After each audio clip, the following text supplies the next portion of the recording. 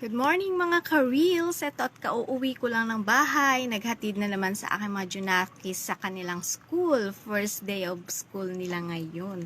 Kaya naman napadaan ako doon sa kantin at napabili ako ng pansit, bihon, ayan, at may pandesal. Kain tayo.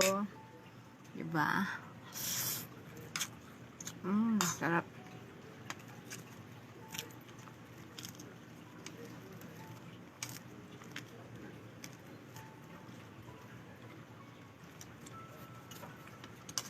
Pandesal at pansit. Grabe ang traffic ngayon dahil pasukan. Lahat ng mga estudyante ay pasukan ngayon. At okay naman.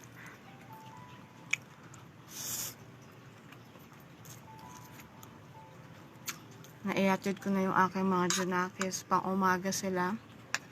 At yung dalawa naman ay panghapon. High school.